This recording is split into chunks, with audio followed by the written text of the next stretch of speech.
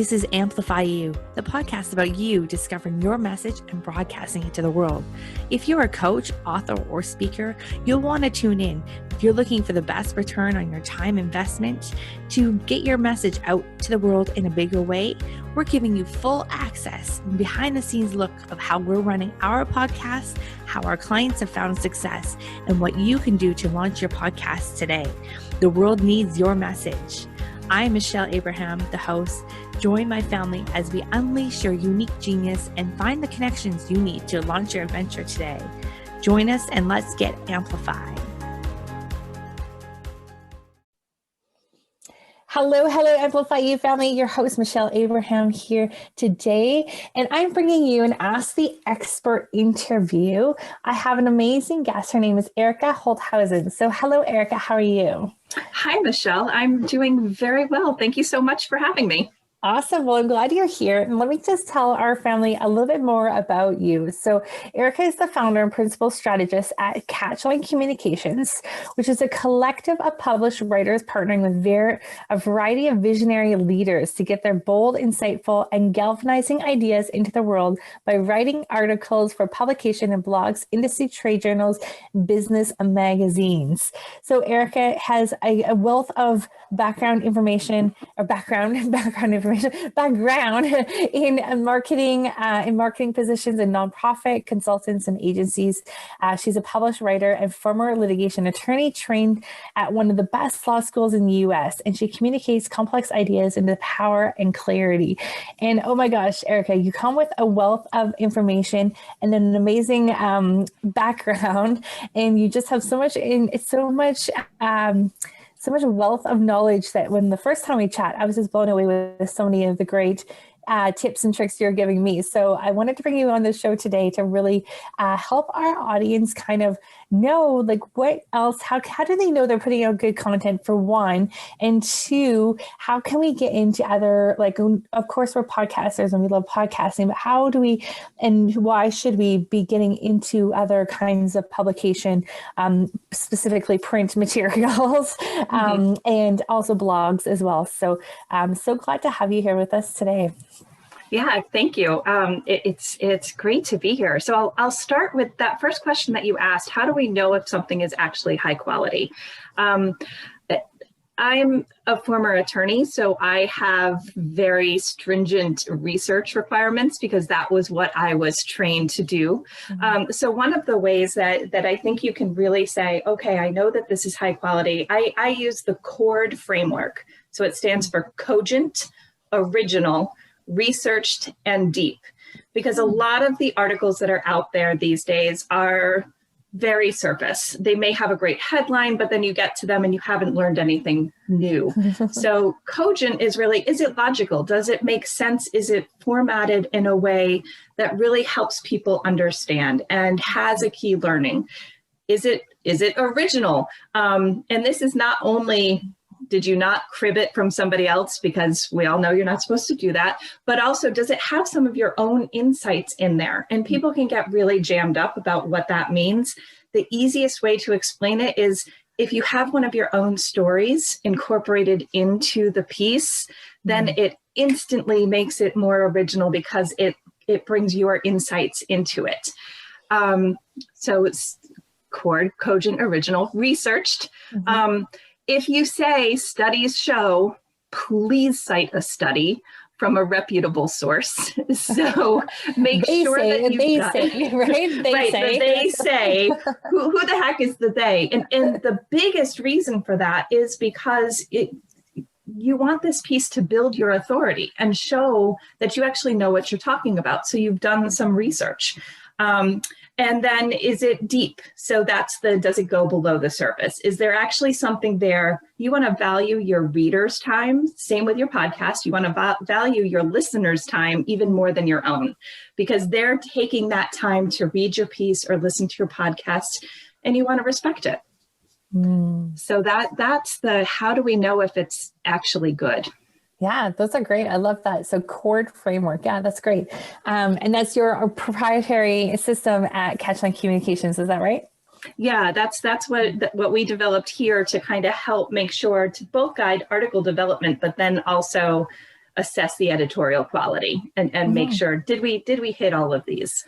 Yeah, that's amazing. So I had Megan Barnhart on here a few months ago, and it was another episode that we did at Amplify You. And she's a blogger and a writer, and we were really having the debate, like, do we need to blog still? Is blogging still a thing, or is it podcasting taking over? And we came to the conclusion on the episode that you need both. And so, with that in mind, needing both, what are some things that our podcasters can do to really help elevate their expertise from their podcasts out into other publications and blogs? Yeah, so I think one of the great strengths that podcasters have is you're meeting and interviewing all of these incredible people. That is amazing. Like, that's just great material to then write an article. So that can you can use that to write articles. If you have interviewed several different people on your podcast and you start to see some common themes, that can then be turned into a great article. And the double benefit there is anytime, and one of the benefits of either hosting other people on your podcast, bringing on guests, guesting on a podcast, or submitting an article to another blog or a trade publication is that you're expanding your audience. So as podcasters, if you are writing an article that features some of your guests are going to be thrilled, and they're going to share it with their audience as well. So that lets you, yes, use both. And I would say one of the biggest reasons for the both, I'm not a big podcast listener. I'm a reader and a writer. So that's where I tend to go. I listen to some podcasts, but I'm not good about being religious, especially now that I'm not driving to an office. And not commuting. We lost those commuters in our listenership, man. Yeah. So, but then there are other people. My cousin-in-law listens to podcasts all the time, and he's always finding great podcasts. So it's a slightly different audience, but that way you get to leverage that information, and it's perfect. Yeah, I love that. And I really think that it comes down to there are several learning styles in the world, not just, someone who reads or someone listens. There's so many different ways people learn material. And I know for me, I can't sit down and read a blog post on a computer screen for my life. And so that's why I was into podcasting, because I could just take it and listen as I go. And so, we're coming from totally opposite ways of learning styles. And I think we have to recognize that even that is only 50% of the whole world. There's so many different learning styles out there, and so many different ways that people consume content. So having both is so important. So, and then not to mention that for podcasters, really the expertise that you have on your show right now is you're verbally conveying it. And so our search engine algorithms have not picked up voice yet, which I think is coming very soon in the next few years.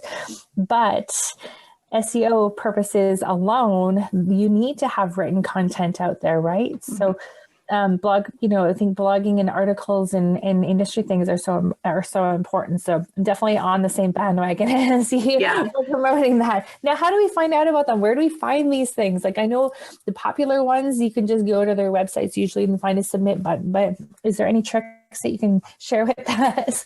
Yeah, it really depends. So first I would say, really know exactly why you want to go after a particular publication. A lot of people I talk to say, I want to be published on Harvard Business Review. Well, great, get in line. Not that it's not doable, because it is, but Harvard Business Review has a ton of people submitting information to it. And if your goal is to reach your clients, to build your business, that may or may not be the best place to actually be published. Oftentimes, an industry trade publication is going to really go right to your audience, and that's going to have a bigger impact, both in terms of what you are able to share with your audience so that they can do the thing that they do even better, and getting in front of the people who are actually wanting to work with you. So every publication, and I include both online publications, and because so many of them now, even the ones that are print publications, also have a robust website. every single one is a little bit different. So a big part of that is doing some research to figure out, how do I contribute to this organization? For a trade association, if you're a member, you might be able to contribute quite easily. And they are often looking for high quality content to share with their members. Some of these bigger organizations like Inc., Harvard Business Review, Business Insider, they'll have a thing on their website someplace. Sometimes it's a little hidden, but it's about how to be a contributor. And they often have very direct guidelines for either what they're looking for. Sometimes they have word counts associated with it.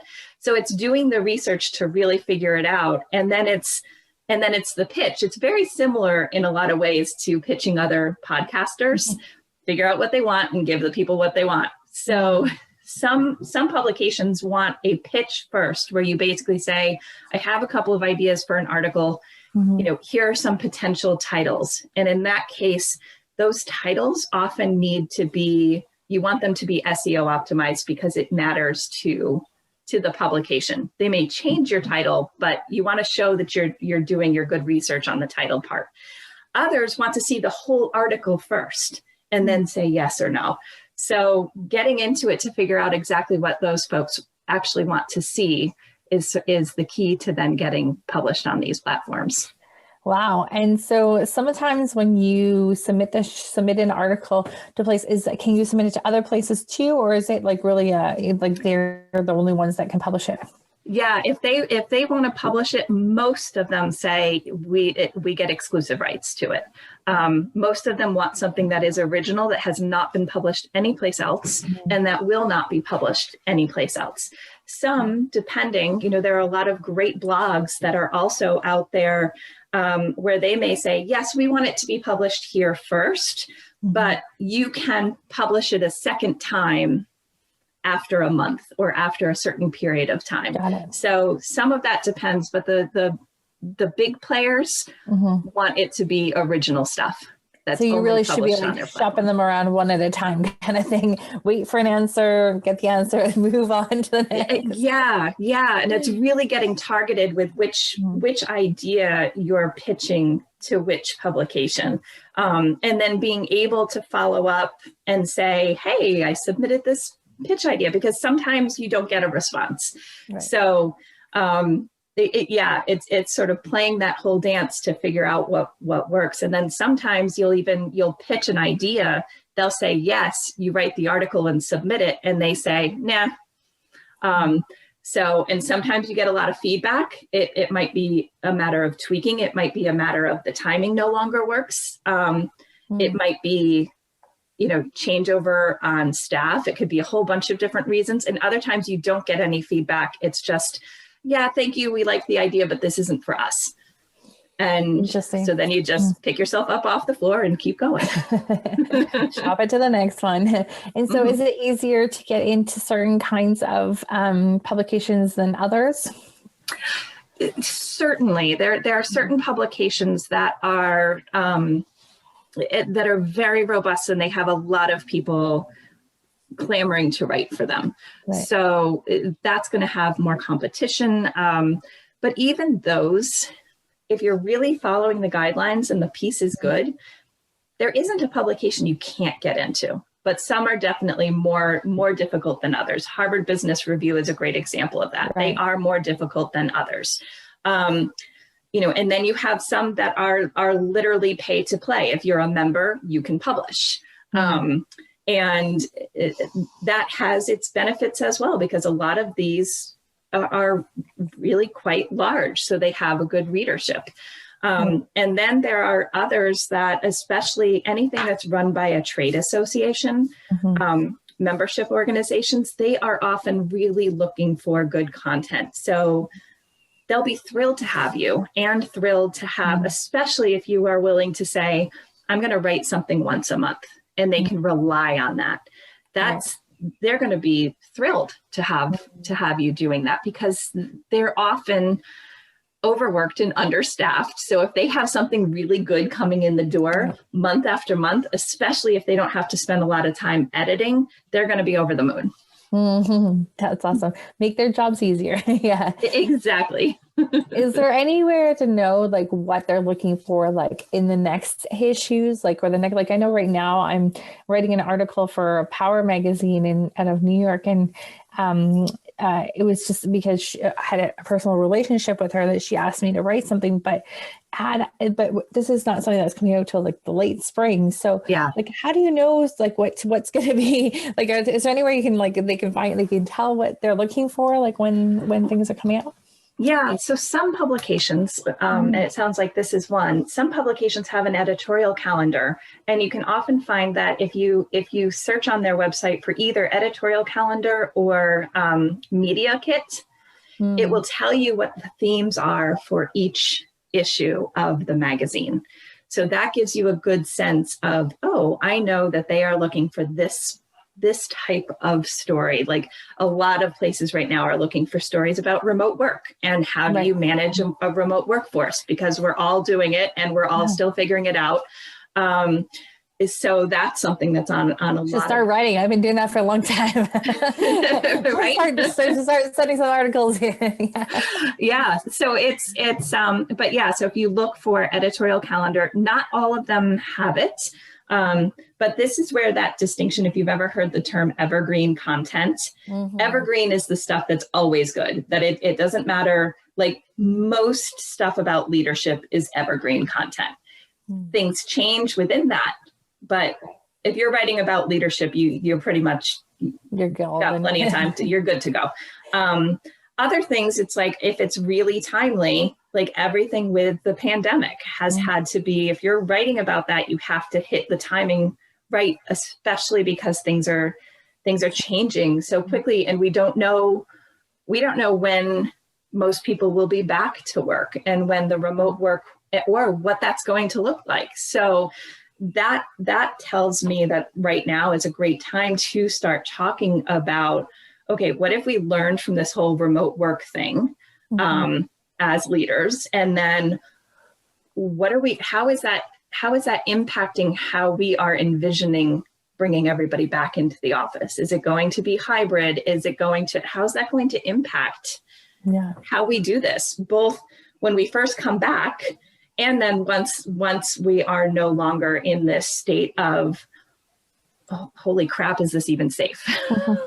So. Right. Wow. Yeah.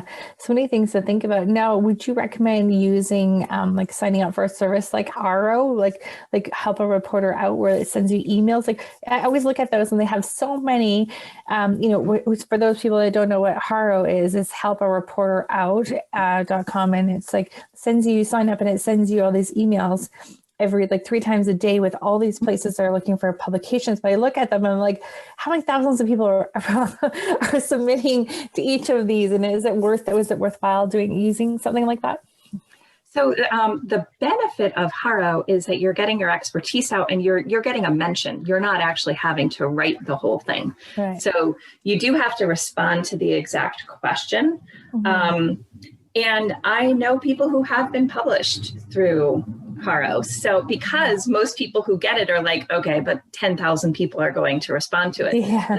Maybe not, because it can be a little overwhelming to be getting that. So that's it's the last minute too, right? Like they want it like now or yesterday. It's basically like you maybe at most have 48 hours to respond. But they often ask a very specific question, and they're basically looking for a quote from an expert. So that's where to prepare for something like this, and it's the same, I would say, to prepare to be a guest or to host, to be a guest on podcasts or to guest post any place else.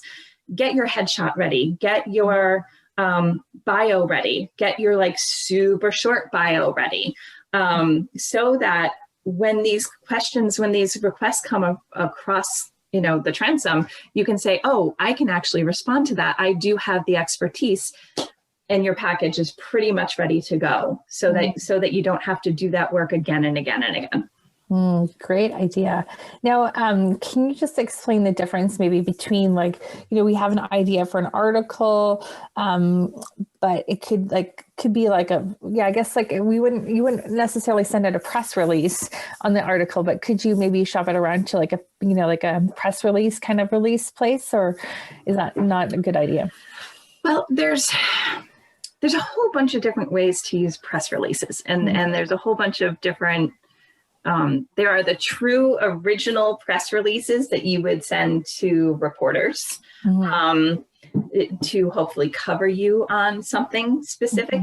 And then there's the press release distribution services, which are not true. They can be used as true press release distribution, but they don't have to be. And a lot of places don't use them as that particular piece. So they may have a press release that says something along the lines of, Amplify You hosts so-and-so, expert on blah, blah, and has some links. So that can help, because the people who subscribe to these different distribution sites, I've had press releases for clients, this is in a past life, get completely just taken right out of a press release distribution service and just word for word, just right on their blog. So it can be, it really depends on what your goal is. Right. So for those of us that are looking to become experts and influencers in our space and are looking to get after having a collection of the As Seen On logos on our website, any first steps for us? Yeah. So especially if it's the As Seen On, subscribe to Harrow, get started there, and then start looking for, okay, what are your dream As Seen On places? And then what are the places that are great stepping stones to that? So is there an industry, is there an association that you belong to? Might you be able to write for them? Start there and then keep building it up. But I'd also only, and this is something I always struggle with because I like a fire hose of information, but start with 5, identify 5 places and just get the information about who is the editor. Do they have guidelines posted? Do they have an editorial calendar or a media kit posted? Gather all of that information for yourself so you've got it, and then start building that relationship. And if you're a member of an association, the easy thing to do is give them a call. The phone still works for certain things, and give them a call and have a conversation and see, hey, this is something I'm thinking of. Would you be interested in me contributing a regular piece? Is that something that would be valuable? Because there are certainly places, everybody needs content. Some places are scrambling for it more than others. Right. So it comes down to like the simple, be helpful. Be helpful. And also, I think you mentioned earlier, a really great point was like, are your potential ideal clients reading this particular publication? I know like my ideal clients are not on Harvard Review. So maybe that not be a good place for me to start, maybe looking somewhere where they actually are listening or they're actually reading. So yeah, that's great. Is there any ways to figure out like where your audience is listening, like where you think your potential listeners are, other than just like saying like, okay, Harvard Review, probably not there, but maybe just by guessing? The easiest way is to ask them. So if you've already worked with clients, saying, hey, where do you spend your time online? Do you what newsletters do you subscribe to? What are you a member of any industry associations? And that gives you immediate information about where your people are hanging out. And then it does 2 things. First, go hang out there. And one way to start building the relationship. So if they say, if you start seeing patterns where people are always subscribing to this particular email newsletter, subscribe to that email newsletter. But then also when the writer says something in the email newsletter about, hey, hit us back. If you have any ideas about X, hit them back. Build that relationship and start showing that you are a valuable member of the community who wants to contribute and wants to be a part of it, because that opens the door quite naturally to having a bigger conversation when you're ready.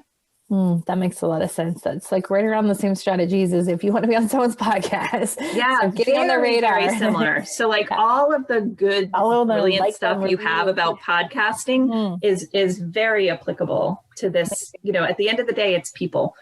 So connect with people, be helpful.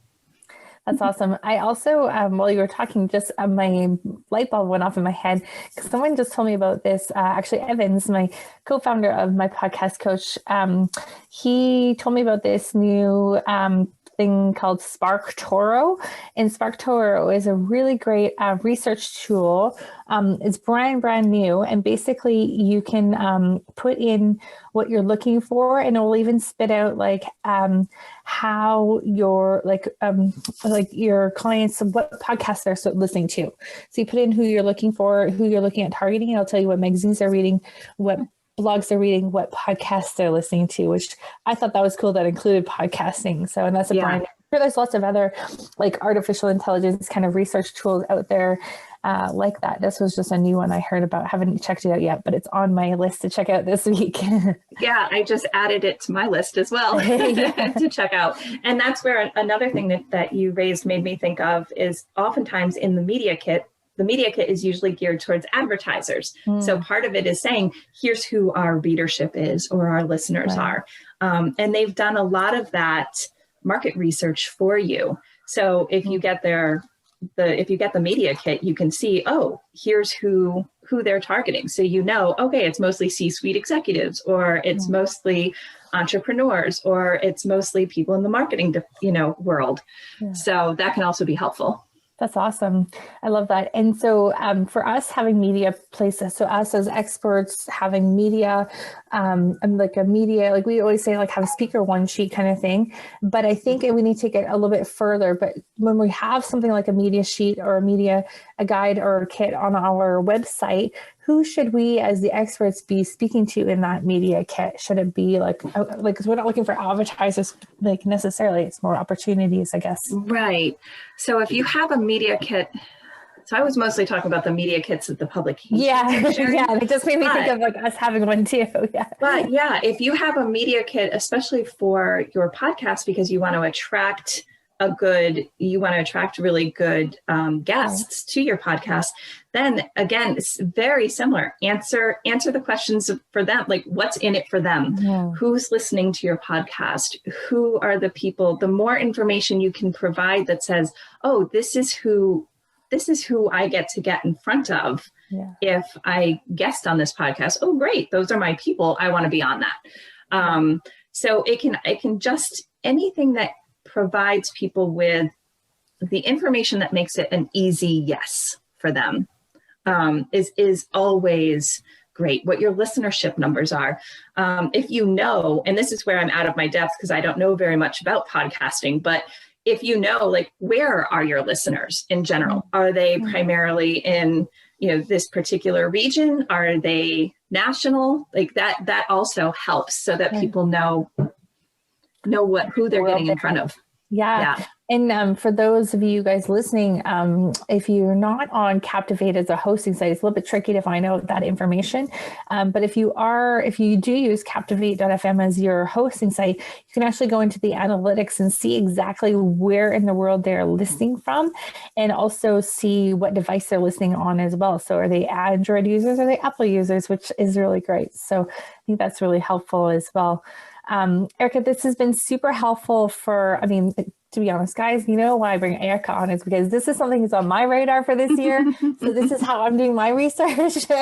And bringing Erica on as an expert, asking her all the questions I want to ask is a fantastic way for me to utilize the podcast, and you guys get to benefit from it too. So, definitely getting, someone said to me recently that, not being an expert in and being a hot podcast host is one thing, but if you really want to increase your influence, getting in the getting in the publications and the print is really where your influence will start to grow, because they have millions of readers are already there, right? So go to where people already have people listening and reading to showcase that expertise. You'd agree?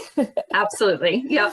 Yeah. Awesome. So Erica, tell us a little about, before I let you go, how you work with clients, and if people are looking for some expert advice from you, how can they find more information about you?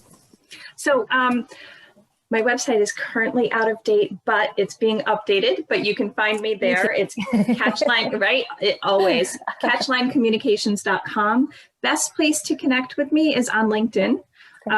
Because I am an avid user of LinkedIn, and please feel free, connect with me, throw me a DM, and I love connecting with other people. So that's always a great place.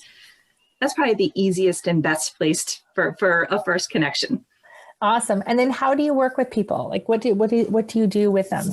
Yeah, so it almost always starts with a strategy session, because we have to really identify. So the clients that I work with are often looking to get published on certain publications. So we have to identify what those publications are, what their goals are, why those publications. Sometimes we tweak what those are, what we're going to write about, who the audience is. So we do the strategy piece first, and then it's actually writing articles. So I often write articles both for their blog, but then also for these targeted publications, and help shepherd the whole thing through the process from the pitch. So I'll be writing the pitch. They often send the pitch directly, because it's helpful for the expert to have the relationship directly with the publication. And then I interview them, do whatever other desk research needs to be done, write the article. We also have editors on our team, so everything gets edited as well. And then it goes out, and we submit pieces to publications. And then we take it from there, because every publication is a little bit different. So yeah. Awesome. I love that. And I love what you do, because especially for super busy, crazy entrepreneurs, this is really helpful service, because it is our voice, but it's then you helping our voice with your expertise and actually really getting it out there. So, if it's left to us busy people, probably not going to ever happen. Right? And that's a really important point too, because a big part of the editing process is making sure that it does reflect your voice, because I'm not the expert in whatever we're writing. You are. So it's your expertise, and then your voice, your style, your tone. And that's a big part of the editing process, and going back and forth to make sure that we've captured that properly. Yeah, that's awesome. I love it. And I'm so glad that we chose Team Purple today. For those of you that are listening, Eric and I are both wearing the same color shirt on today. We're Team Purple. So that's awesome. So Erica, thank you so much for being with us today. It's been a pleasure to have you. I've learned so much myself, and I know our audience has gotten tons of value. So audience, if you listen today, please reach out to Erica, give her some love, connect with her on LinkedIn, and, get your voice out there in a bigger, better way than just podcasting. Yeah, here's to 2021 being bigger and better. Bigger and better in 2021. I love it. Thanks so much, Michelle. I really appreciate it. Sounds good.